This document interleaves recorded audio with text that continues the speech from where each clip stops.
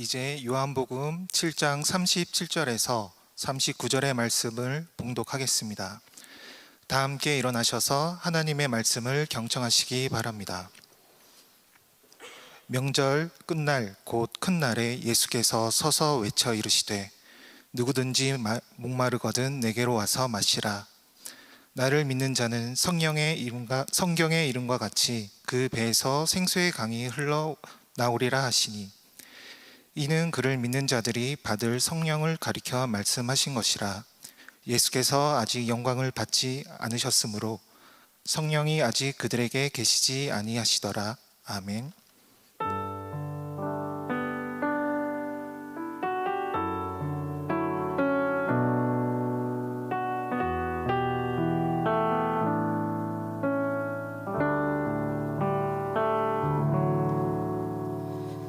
아까 못해서 우리 앞뒤 저영역 분들과 서로 함께 인사하겠습니다. 환영하고 축복합니다.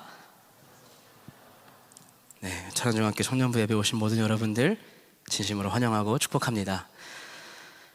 여러분은 신앙생활을 왜 하십니까? 따지는 게 아니라 이 문제에 대해서 혹시 생각해 보신 적이 있는지 여쭙는 겁니다. 어떤 이들은 답변합니다. 하나님의 영광을 위해서요. 하나님의 뜻이니까요. 네, 좋은 신앙의 고백입니다. 그런데 제가 묻는 요지는 그런 거룩해 보이는 답을 듣고자 함이 아닙니다. 지극히 인간적인 입장에서 신앙생활을 하는 목적이 무엇이냐 말입니다. 다양한 답변들이 나올 수 있겠습니다. 마음의 안정, 소원의 성취, 가정의 평화, 신앙 공동체의 매력, 그리고 혹시나 하는 운명적인 만남 등 각자가 신앙생활하는 이유가 분명 있을 겁니다. 여기서 그 모든 답변을 통합해보자면 결국엔 행복입니다. 기억하십시오. 우리는 행복하기 위해 교회를 다니고 예수를 믿고 신앙생활을 하는 겁니다. 세상과는 찾을 수 없는 참된 행복을 오직 그리스도 안에서만 발견할 수 있기 때문입니다. 그러면 이제 그 행복의 개념을 조금 정리해 봅시다. 일반적으로 사람은 행복의 기준을 물질에 두곤 합니다. 가진 게 있어야 아무래도 행복하다는 것이겠죠. 틀린 말은 아닙니다. 물질은 반드시 행복에 기여할 수 있습니다. 하지만 분명한 것은 그런다고 해서 그게 곧 행복의 전부가 되진 않습니다. 눈에 보이는 것들이 잠깐의 행복감을 느끼게 해주겠지만 영원하며 참되다고 말할 수는 없습니다. 왜냐하면 어차피 다 사라져버릴 것들이기 때문입니다. 오히려 그게 더 큰 허무함과 결핍으로 나에게 돌아오기 때문입니다. 여러분, 솔로몬 왕을 기억하시죠? 이스라엘 역사의 부귀영화 아이콘으로 잘 알려진 분입니다. 역대 가장 풍요로웠던 그의 재위 시절 무엇 하나 부족함 없이 왕정을 지냈습니다. 그의 아내만 해도 1000명을 넘겼습니다. 경제, 외교, 정치, 국방 무엇 하나 부족함이 없었습니다.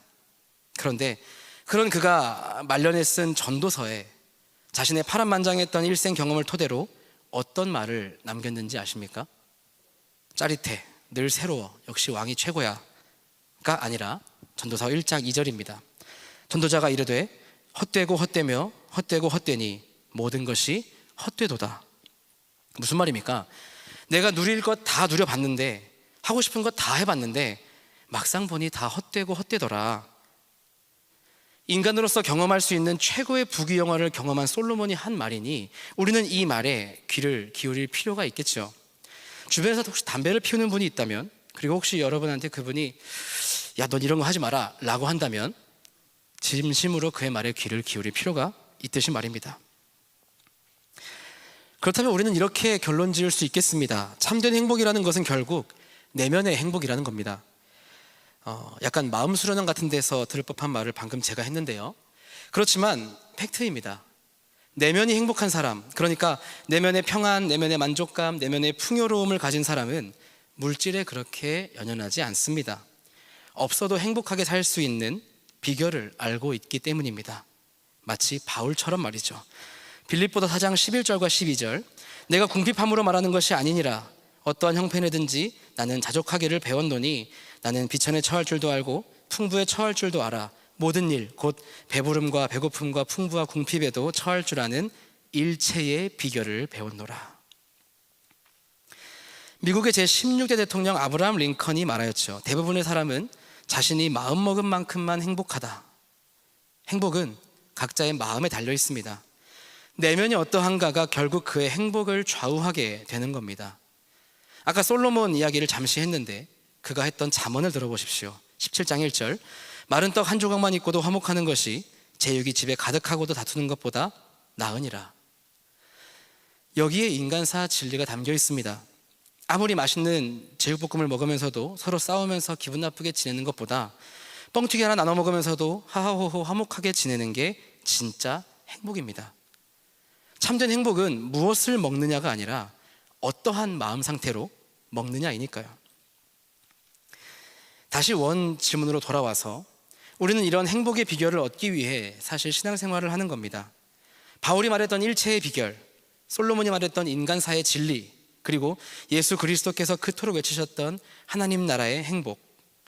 하나님께서는 여러분이 예수를 믿고 교회를 다니는 일체의 신앙생활 가운데 이러한 것들을 체득하기를 원하십니다. 여러분들이 진짜 행복하길 바라시는 마음에 이 신앙의 길로 이끄시는 겁니다. 여러분들을 향한 하나님의 이 마음을 깨달으시고 믿으시고 느끼시기를 바랍니다. 올해 저에겐 오늘을 포함해 청년부에서 3번 정도 설교를 할 기회가 있더라고요. 그래서 제 설교 시간마다 우리는 어떻게 하면 인생의 참된 행복을 향유할 수 있을까, 말씀 속에서 그리고 신앙적 관점에서 고민해보자는 취지로 행복을 찾아서 시리즈를 또한 준비해 보았습니다. 그 시리즈 첫 번째 주제는 바로 오늘 설교의 제목과 같은 물들음의 비결입니다. 제 아내는 늘 절대 아니다 라고 하지만 저는 저 스스로 생각하기에 저에겐 의외로 어느 정도 이 여성적인 부분이 존재한다 생각합니다. 약간의 소녀 감성이 있습니다. 축구할 때 그 소녀 같은 거 말고 진짜 마음의 소녀 감성이 있습니다. 저는 마음도 여리고 나름 섬세하며 소녀와 같은 순수함이 있습니다. 아무도 반응이 없는 게 더 상처네요. 저는 저에게 있는 이 소녀 필이 어디에서 근원되었는가를 찾아봤더니 저의 어린 시절 성장 환경에서 발견하였습니다. 저는 제 위로 나이차가 좀 있는 누님 2분이 계십니다. 저는 막둥이 아들로 태어나서 누나들의 그늘에서 자랐죠. 아무리 저에게는 머리 긴 형들 같아도, 아무리 이 2분이 커서 경찰과 군인이 되었지만서도 어쨌든 어렸을 적 당시 누나는 누나인지라 노는 방식이 소녀하였습니다. 때문에 저도 자연스럽게 리틀걸과 같은 어린 시절을 보냈습니다. 그때의 기억을 꺼내자면 끝도 없습니다. 그런데 그중 기억에 남는 것 한 가지가 있으니 바로 봉숭아 물들이기입니다. 요즘도 이런 거 하나 모르겠는데 저와 누나들은 매 여름만 되면 꼭 둘러앉아서 봉숭아 꽃을 빻아서 손톱에 물을 들였습니다. 아마 제 기억으로는 초등학교 고학년 때까지 봉숭아 물을 들었던 것 같습니다. 이것은 저희 남매의 하나의 연례 행사였는데 지금 생각해보면 당시 초등학생 때 남자애들 중에서 손톱에 봉숭아 물 들인 사람은 거의 저밖에 없었습니다. 그때 당시 기억으로는 누군가가 야, 너 여자냐? 하고 놀렸던 것 같기도 합니다. 혹시 형제분들 중에서 어렸을 때 손톱에 봉숭아 물 들어보신 분 계십니까? 이렇게 리를거리 아무도 없다고요? 아무튼 저는 개인적으로 이 봉숭아 물 들이는 것을 정말 좋아했습니다. 진심으로 손톱에 빨갛게 물이 들어있는 게 참 예뻤었거든요. 그리고 그거 아십니까?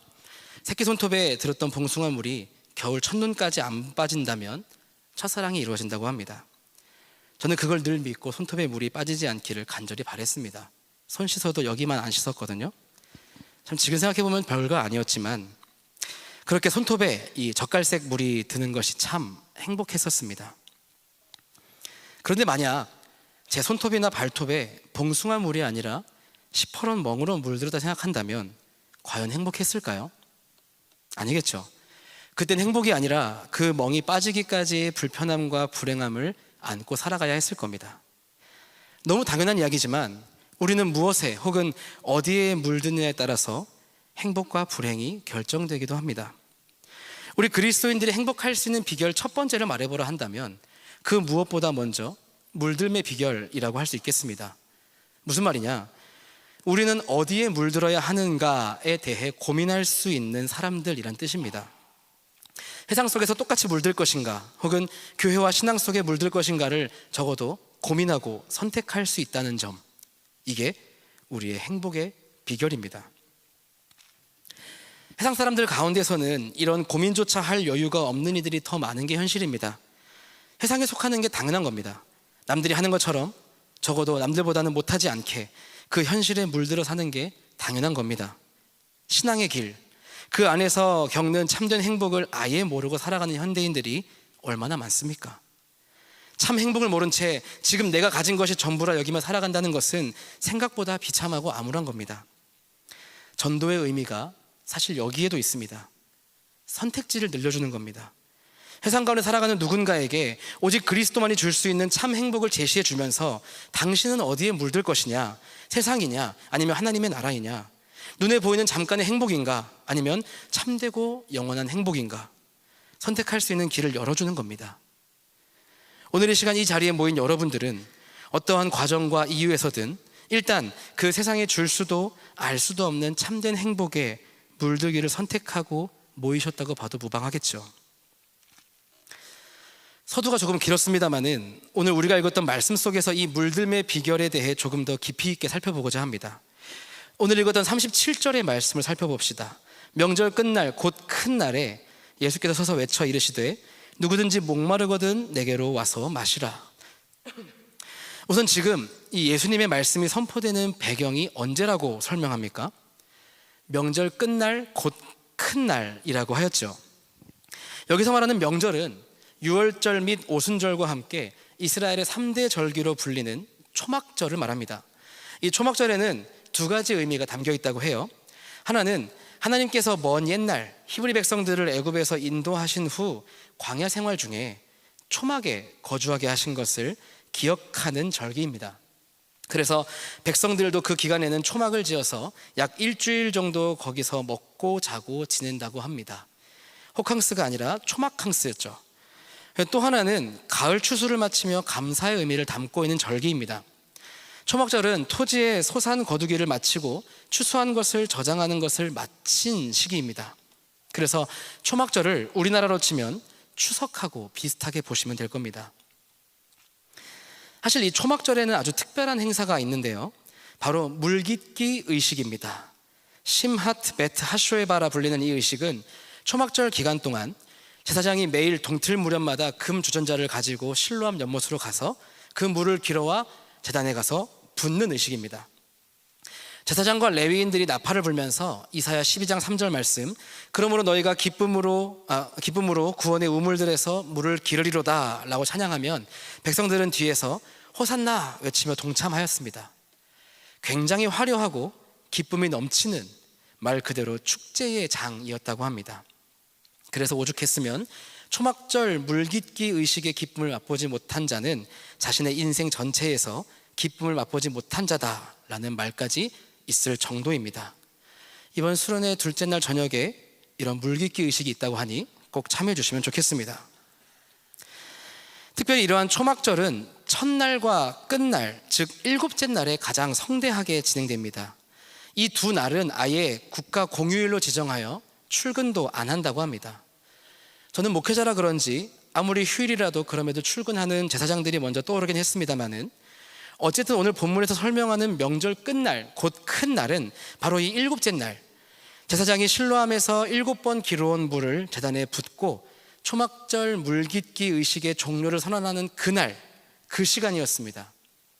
특별히 이때 예수님께서 서서 외치셨다라고 기록되었는데요, 명절 마지막 날 의식을 지켜보기 위해 이제까지 중 가장 수많은 인파가 모였던 그 예루살렘 성전 한가운데 서서 크게 외치셨던 겁니다.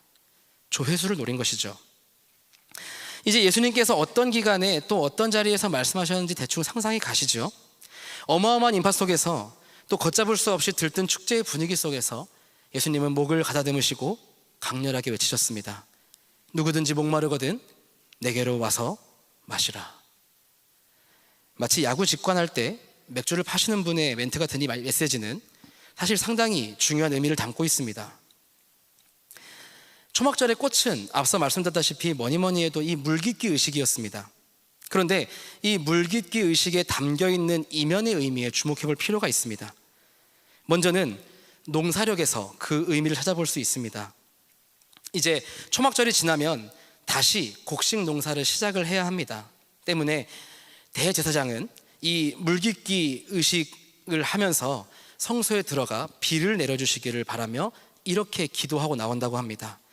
우리의 하나님이시여 올해도 많은 비를 내려주소서.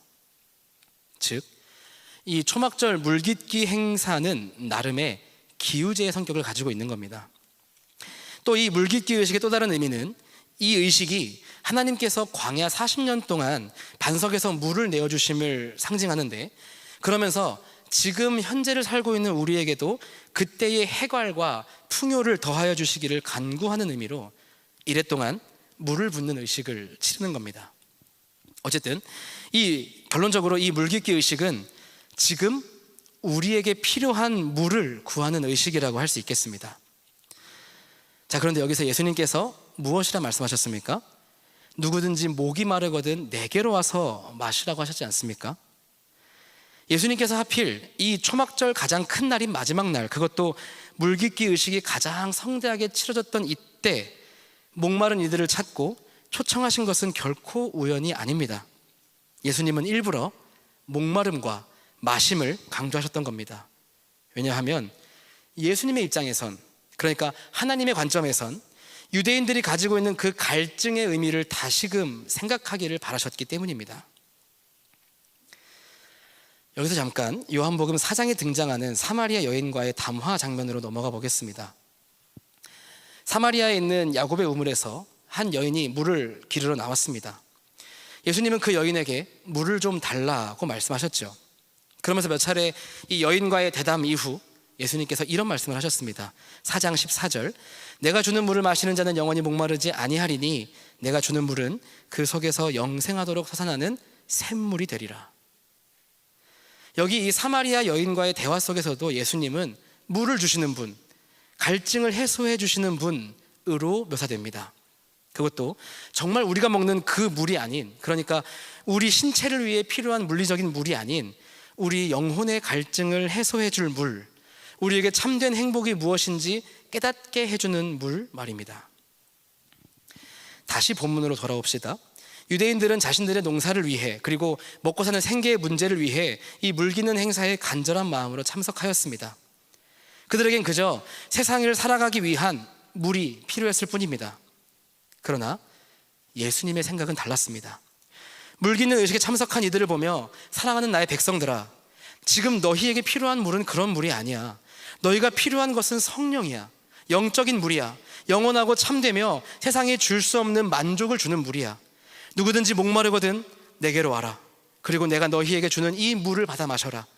너희의 참된 목마름이 무엇인지 깨닫고 그것을 해갈하여라. 이렇게 애타게 말씀하시는 겁니다. 제가 이전에 고등부 사역을 했을 때 일입니다. 당시에는 수능 기도회라는 것이 있었습니다. 수능날 자녀를 시험장에 내려주고 곧장 교회로 와서 시험 시작부터 끝나는 시간까지 학부모들이 함께 참여하여 기도하는 자리였습니다.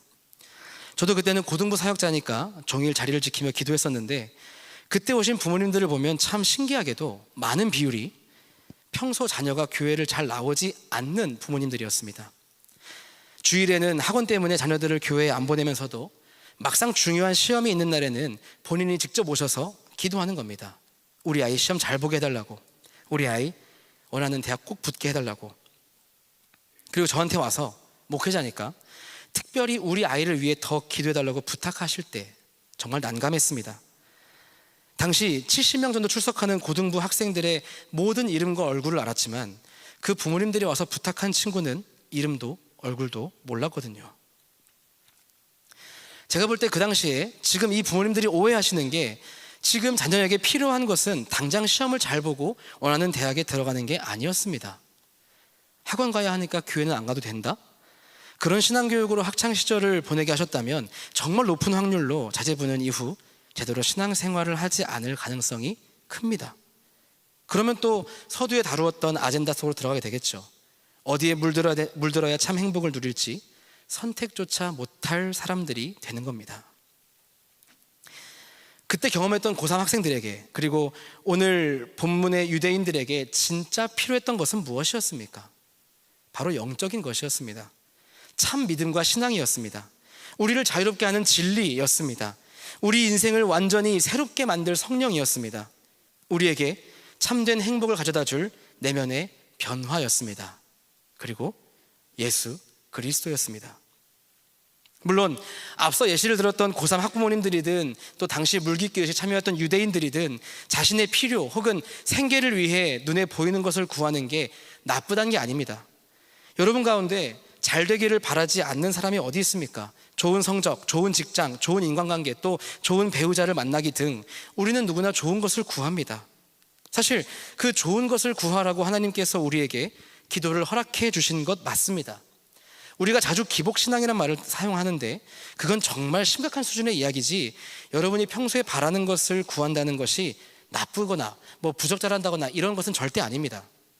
그러나 문제는 너무 거기에만 집중한다면 진짜 보아야 할 것들, 진짜 알아야 할 것들, 진짜 누려야 할 것들을 놓치게 된다는 겁니다.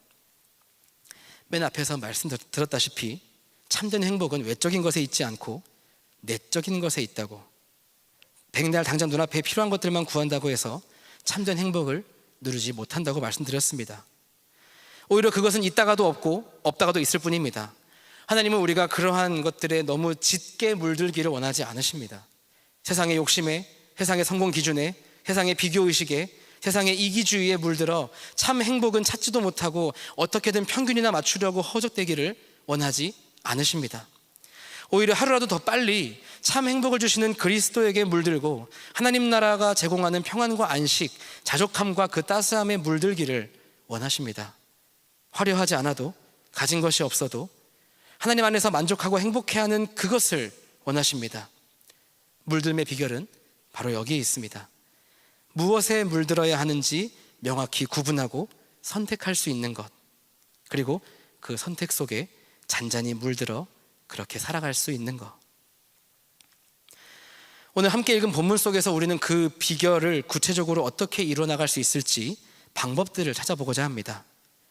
하나님께서 주신 그 말씀이 그저 이 시간 잠시 머물다 말아버리는 것이 아닌 여러분의 삶에 영향력 있게 스며들기를 바랍니다.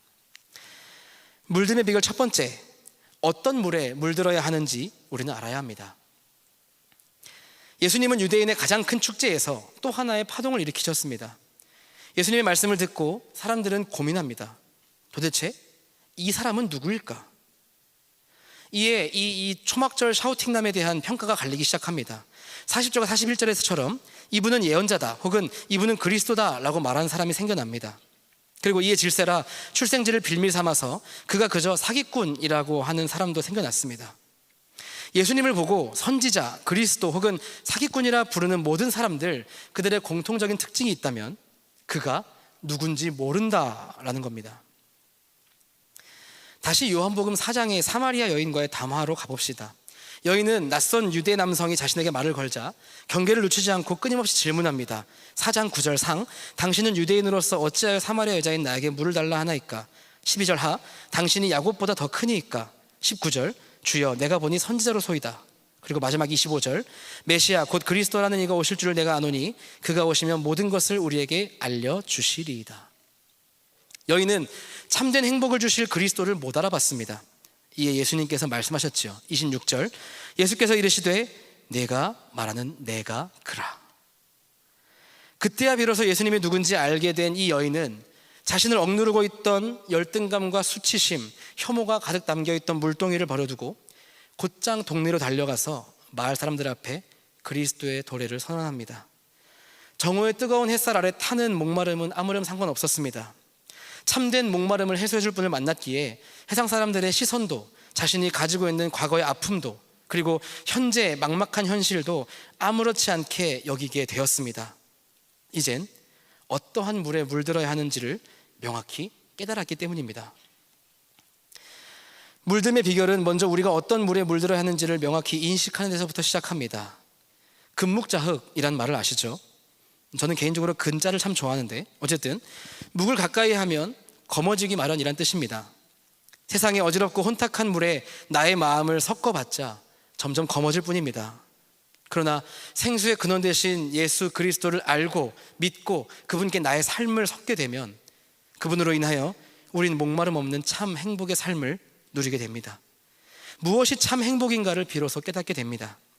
어떠한 삶의 역경 속에서도 흔들리지 않는 평안함으로 자족과 풍요를 동시에 경험하는 은혜를 누리게 됩니다. 예수님의 말씀은 진리입니다. 38절, 나를 믿는 자는 성경의 이름과 같이 그 배에서 생수의 강이 흘러나오리라 하시니. 혹시 이 여성의 영상을 릴스에서 보신 적이 있으십니까? 이 사람은 홍콩계 영국인 모델인 도로시 챙이라는 사람입니다. 저는 릴스충이라서 릴스를 돌려보다가 봤는데요, 한 인플루언서가 우연히 당차게 길을 걸어가는 이 여인을 보고 인터뷰를 요청합니다. 당신의 자신감의 원천이 무엇이냐? 그러자 이 도로시는 딱 한 단어로 설명합니다. 지저스. 그녀는 예수님을 알고 믿음으로 그것이 나를 더 나은 사람으로 만들어 주었으며 당당한 자존감을 갖게 하여 주셨음을 밝고 당차게 선언하였습니다. 제가 마지막으로 이 릴스를 보았을 때는 조회수가 약 3,477만 회 정도였습니다. 짧은 영상이지만 이것은 많은 이들을 감동하게 하였으며 신앙을 잃어버린 이들에게 큰 위로가 되었다고 합니다. 18세기 영국 성공의 목사인 존 뉴튼의 말입니다. 예수의 이름은 우리의 귀에 얼마나 감미로운지, 그것은 우리의 슬픔을 달래주고 우리의 상처를 치유하며 우리의 두려움을 내어 쫓는다. 예수님을 알고 믿게 되면 이 고백이 결코 허투루 나온 고백이 아님을 알게 될 겁니다. 어디에 물들어야 하는지를 명확히 아는 여러분들이 다 되시기를 바랍니다. 다른 것이 아닌 예수님에게 물들어 가시기 바랍니다. 그래서 여러분의 온 삶이 진정 참 행복으로 물들어가는 것을 다 경험하시기를 바랍니다. 물듦의 비결 두 번째, 물을 들음입니다. 우리가 무엇에 물들어야 할지를 알았다면 이젠 그 물에 물들어야 할 때입니다. 우리는 어떻게 예수 그리스도에게 물들 수 있을까요? 사도 요한이 예수님에 대하여 쓴 요한복음 첫머리를 주목해 봅니다. 요한복음 1장 1절, 태초에 말씀이 계시니라, 이 말씀이 하나님과 함께 계셨으니 이 말씀은 곧 하나님이시니라. 이 말씀은 모두 예수 그리스도를 가리킵니다. 예수님은 말씀 그 자체셨습니다. 말씀으로 이 땅에 오셨고 우리에게 말씀하심으로 그 뜻을 전하셨습니다. 명절 끝날 곧 큰 날, 예수님께서는 많은 이들이 모여있는 그 자리에 서서 큰 소리로 외치셨습니다. 누구든지 목마르거든 내게로 와서 마시라. 말씀이신 예수님께서 말씀하셨습니다. 그리고 그 말씀하셨던 말씀을 피조물들이 듣고 반응하길 원하셨습니다. 복음서에서는 예수님께서 입버릇처럼 귀 있는 자는 들을지어다라고 자주 말씀하셨는데 들음에 대하여 얼마나 중요하게 여기시는지를 잘 알 수 있는 대목입니다. 여러분, 그렇습니다. 말씀이신 예수님께 우리가 물들어가기 위해서는 그 말씀을 들어야 합니다. 생수의 근원 되신 예수님께서 쏟아내시는 그 생수와 같은 말씀을 우리는 들어야 합니다. 물 들음은 물 들음에서 시작됩니다. 이것이 오늘 설교의 핵심입니다. 그리고 우리 신앙의 인생의 핵심입니다. 참된 행복을 경험하고 싶으십니까? 세상 앞에서 무릎 꿇지도 물러서지도 무너지지도 않을 내면의 견고함을 얻고 싶으십니까? 생수의 근원 되시는 예수님을 알고 또 그분에게서 나온 생수와 같은 말씀을 들으시기 바랍니다. 그때 우리는 말씀에 서서히 물들어가고 신앙이 주는 참된 행복, 즉 믿음을 비로소 체득하게 됩니다. 로마서 10장 17절, 그러므로 믿음은 들음에서 나며 들음은 그리스도의 말씀으로 말미암았느니라. 말씀이 우리에게 주는 유익은 참으로 다채롭습니다. 읽으면 읽을수록, 들으면 들을수록 우리는 점점 진리에 물들게 됩니다. 하나님의 사람으로 점점 온전해짐을 경험하게 됩니다. 여러분들이 주일에 이렇게 나와서 예배에 나와서 듣는 말씀은 여러분들로 하여금 예수 그리스도에 물들도록 만들어줍니다. 그리고 이 말씀이 여러분의 삶에 녹아지고 배어나올 때 여러분은 그야말로 세상이 감당하지 못할 참 행복을 소유한 사람들이 다 되는 것입니다. 18세기 미국의 저명한 전도자였던 R.A. 토레이 목사의 말입니다. 하나님의 능력은 그분의 말씀에 저장된 큰 저수지라 할 수 있는 성경 안에 담겨 있다. 여러분, 말씀을 가까이 하는 것에 욕심을 내시기 바랍니다. 주일에 설교도 열심히 들으시고 시간이 허락된다면 수요 기도회나 금요 성령 집회에 참석하여 또 말씀을 들으시고, 또 마음의 결단이 되신다면 큐티와 통독도 도전해 보시기 바랍니다. 다다익선입니다. 하나님의 뜻이란 대전제 아래 이것은 여러분들이 참 행복을 경험할 수 있는 있도록 돕는 귀한 그리고 유일한 통로입니다.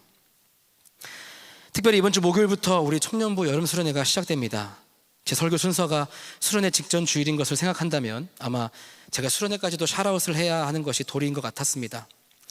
수련회가 중요한 까닭은 물론 모든 예배와 집회와 모임이 다 중요하겠지만, 수련회는 내가 어떠한 결단을 가지고 특정일에 시간을 내서 발걸음을 옮긴다는 점, 집중적으로 기도와 관심 그리고 나아가는 사모함이 모이는 큰 자리라는 점, 그리고 그 어느 때보다 더 특별하고 뜨겁게 말씀과 기도에 나아간 자리라는 점이 수련회의 중요성이라 할 수 있겠습니다.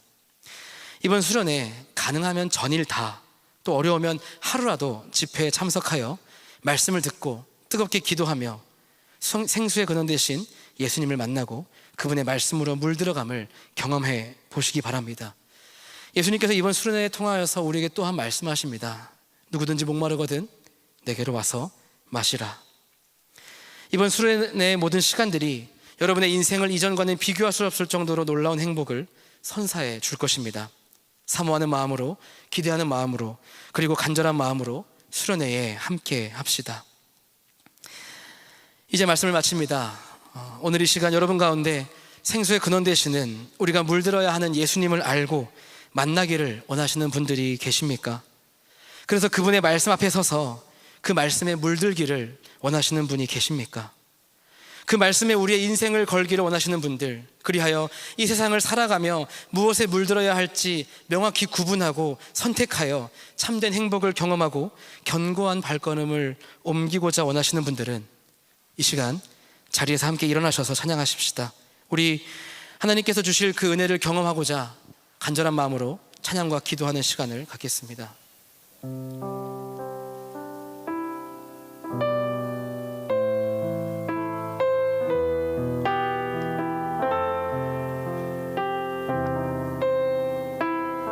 이 시간이 가사가 우리의 고백되기 원합니다.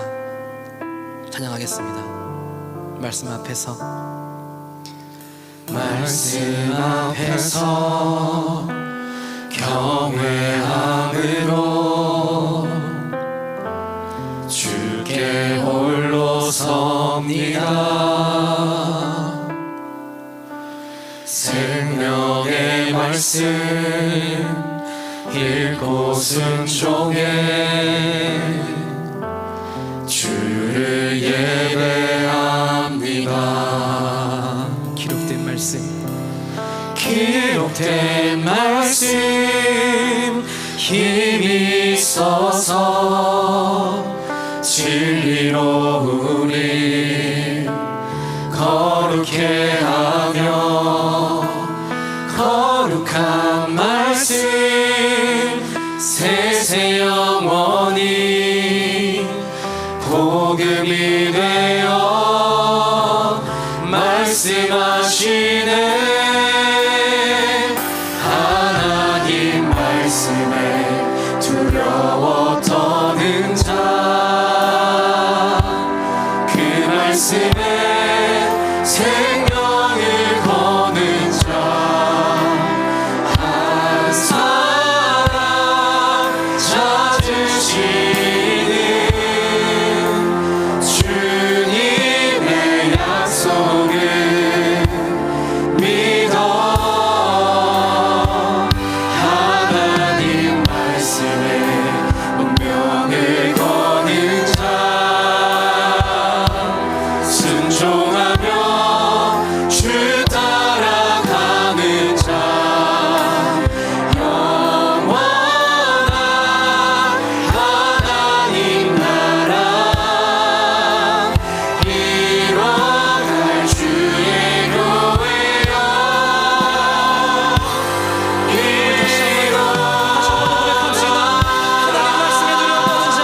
하나님 말씀에 두려워 떠는 자, 그 말씀에 생명을 거는 자, 한 사람 찾으시는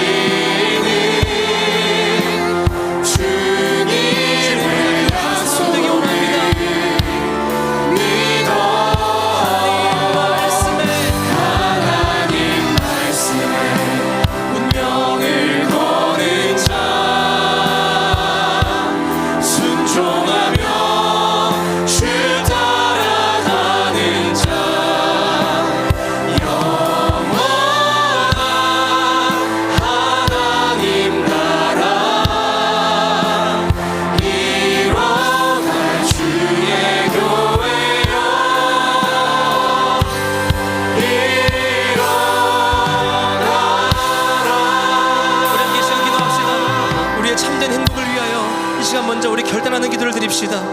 우리가 결단해야 할 것은 무엇에 물들어야 할 것인지, 무엇을 사랑해야 하는지 명확하게 구분하고 선택할 수 있어야 합니다. 오직 예수 그리스도, 교회 공동체, 우리가 어디에 마음을 두어야 할지 결단합시다. 세상의 것이 아닌 하나님의 것이 되어 물들어가길 결단합시다. 그러나 그것이 때로는 나의 의지와 힘으로는 벅찰 때가 있을 겁니다. 우리는 우리의 결단을 위하여 도움을 구해야 합니다. 성령 하나님께서 나에게 그러한 용기와 믿음 주시기를 기도하겠습니다. 말씀을 읽고 들음으로 새로워짐을 경험토록 기도합시다. 하나님 결단합니다. 하나님을 선택합니다. 하나님께 물들기 원합니다. 그러나 나의 힘으로 부족하오니 성령께서 나에게 믿음과 용기를 주옵소서. 말씀을 듣고 깨닫게 하시고 삶에 녹여내게 하시고 그렇게 살아가게 하시어서 참 행복이 무엇인지 경험하고 누릴 수 있도록 인도하여 주시옵소서. 우리 함께 이 시간 주여 모여주시며 통사로 기도하겠습니다. 기도합니다. 주여,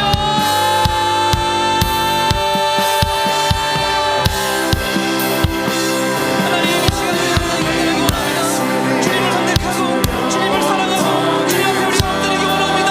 이 세상 가운데 휩쓸리지 아니하고 세상의 기준 가운데 우리가 넘어지지 아니하고 가운데 가운데 받들어 우리의 문을 맞추는 것이 아니라 오직 하나님 앞에 예수 그리스도에게 물들기 원합니다. 우리의 온 삶을 주님께 물들어가기 원합니다. 하나님, 그러기에 우리의 믿음이 부족하고 우리의 용기가 부족합니다. 성령이시여 믿음을 더해 주시옵소서. 성령이시여 우리에게 용기를 더해 주시옵소서. 성령이 우리가 말씀을 읽고 들을 때에, 성령이 우리가 말씀을 함께 감독하게 될 때에 우리 안에 예수 그리스도로 물들어가는 말씀으로 물들어가는 경험하도록 인도하여 주시옵소서. 하나님, 오늘 이 시간 내가 드리기 가운데 있사오니 주님 우리의 삶 가운데 찾아와 주시고 물들게 하시고 이 세상 가운데 무엇을 택해야 할지, 무엇을 택해야 할지, 무엇을 해야지 우리의 마음을 기대야 될지, 무엇에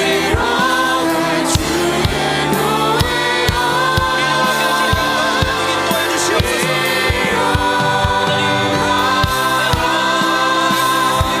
주님, 우리에게 오늘 시간 주신 말씀을 우리가 다 믿는다니 원하오니 우리 주님께 물들기 원합니다. 우리 주님께 물들어가기 원합니다. 그 말씀에 물들어가기 원합니다. 살아계신 하나님, 성령 하나님께서 이 시간 하나님을 찾아와 주시고 우리 온 삶 가운데 그런 물들어가는 살아내게 하시고 경험되게 인도하여 주시옵소서.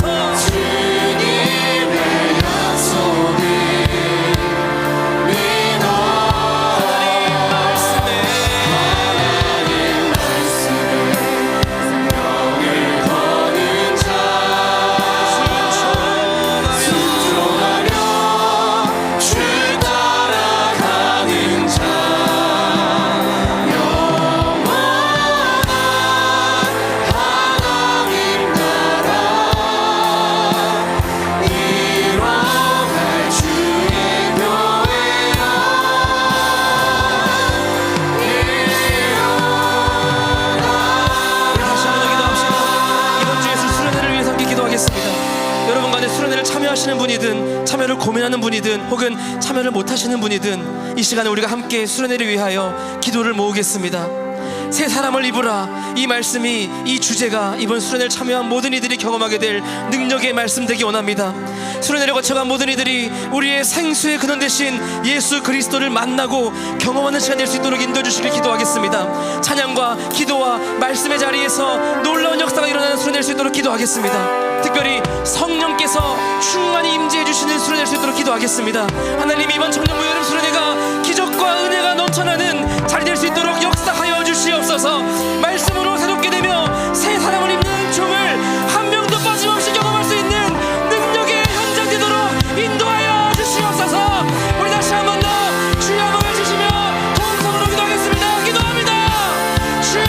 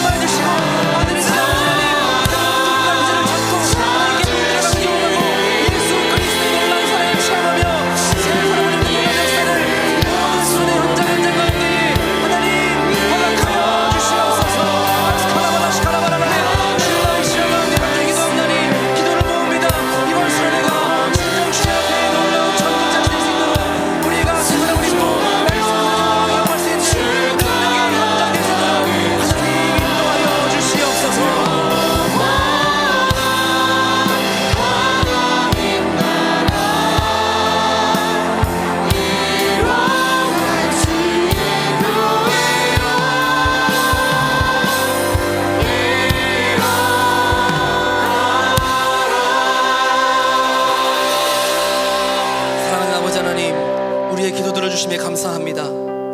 함께 마음만 올려드렸던 기도의 제목들, 우리 청년들의 앞날을 향한 소망들, 주님 이미 다 아시고 또 응답해 주실 줄 믿사오니 오늘 이 예배 장소를 거쳐간 모든 지체들과 또 온라인으로 예배하는 모든 지체들을 늘 기억하여 주시고 지켜주시며 함께하여 주시옵소서. 이 시간 감사의 마음을 담아 하나님께 귀한 예물 드렸습니다. 이 예물이 오롯이 하나님 나라의 확장과 영광을 위해서 잘 쓰일 수 있도록 간섭하여 주시고 우리 청년부 공동체가 더욱더 발전하고 깊어지는 데 잘 쓰이도록 인도하여 주옵소서. 드린 손길들을 기억하여 주시어 복의 복을 더하여 주시고 하나님께 드리고 이웃에게 베풀어도 모자라지 않을 풍성함을 허락해 주시며 삶 가운데서 하나님의 귀한 열매를 경험하고 누리는 은총을 더하여 주시옵소서. 혹여 드리지 못한 손길도 동일한 은혜를 허락하여 주시고 우리 모든 지체들이 이 험한 세상 살아가면서 늘 하늘에 쌓여가는 상급을 기대하며 소망을 두고 매일을 살아가도록 은혜를 더하여 주시옵소서. 오늘 우리 교회의 임동천 형제, 최에스더 자매가 용기 내어 새가족으로 등록하였습니다. 하나님께 이제 천안중학교 새 식구가 되어서 신앙생활에 나갈 것을 결단하였습니다. 모든 신앙의 기간들 속에서 모든 이 공동체 생활 가운데에서 참 이 선택이 후회되지 않도록 매 순간 행복한 시간을 허락하여 주시고 나날이 믿음과 신앙이 자라나서 하나님께 기쁨이 되는 형제 자매 다 될 수 있도록 인도하여 주옵소서. 이번 주 목요일부터 수련회가 있습니다. 이제 준비가 막바지일 텐데 남은 준비 기간도 주님께서 간섭하여 주셔서 참으로 하나님께 영광이 되고 우리에게 은혜가 되는 수련회가 잘 준비되어 주시도록 인도하여 주시고 우리 청년들 가운데에서 아직 망설이는 이들이 있다면, 고민하는 이들이 있다면 성령께서 그 마음 가운데 위로와 설득으로 함께 해주셔서 많은 이들이 수련회에 참여하여 은혜 받고 말씀으로 새로워짐을 경험하는 새 사람을 입는 능력을 이 수련회 가운데 허락하여 주시옵소서. 이제 또 한 주간 살아갑니다. 청년들 시대의 바람 가운데서도 눈동자같이 보호하여 주시고 특별히 각자 살아가는 삶의 자리마다 하나님 나라를 경험토록 인도하여 주시고 그 사랑 풍족히 누리며 하루하루 행복히 걸어갈 수 있도록 동행하여 주시옵소서. 우리에게 참된 행복을 주시는 생수의 근원 되신 예수 그리스도의 이름으로 기도합니다. 아멘. 우리 다 함께 일어나셔서 파송의 찬양하겠습니다.